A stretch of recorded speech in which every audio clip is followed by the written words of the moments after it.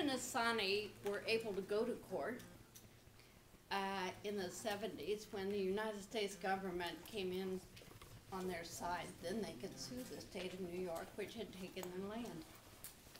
And so at that point, there were cases taken to court on each side of us, in Oneida Territory and Cayuga, and there was a lot of backlash, very ugly backlash that went on. And I mentioned that because as I go around the state talking to people, other people don't know about this as much as we do because we lived with it. So Noon decided we didn't want that in our area, in Syracuse area. So we got together and said, what can we do? And we decided we'd go out and educate people, that we would go out and speak, that we would be a vehicle for connecting our community with the Onondaga to get people to know each other. So we did a lot of tabling.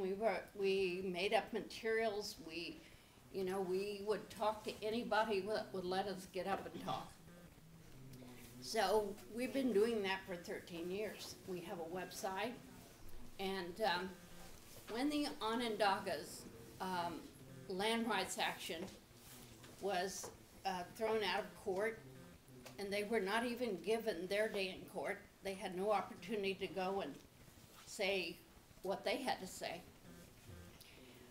We decided that we had to do something more. So we decided we needed to go out into New York State and educate some more.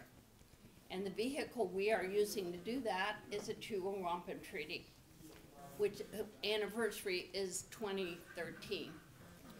So we're using it as kind of a vehicle for bringing attention, but our goals are still pretty much the same. To educate people and help them know who the Haudenosaunee are, what they bring to us, what they can teach us, what we need to learn, what we need to face about what our history is. And our hope is that in doing that, it will make an impact on what happens in New York State. We feel that we've made a big impact in Onondaga County. We have a county executive who's a Republican and who has moved towards doing green infrastructure things to manage the water.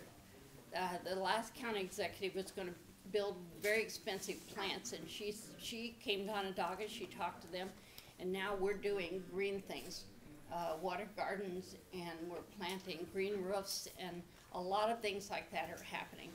But that's only one example that's happening in our area. There are a lot of other ways that people are living the two-row. So our campaign is primarily an educational one.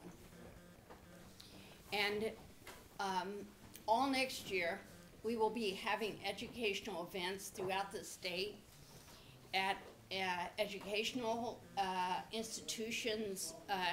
Well, it's kind of like, we did in the beginning. Anyone that will be willing to host an event, we'll find some speakers. Any group,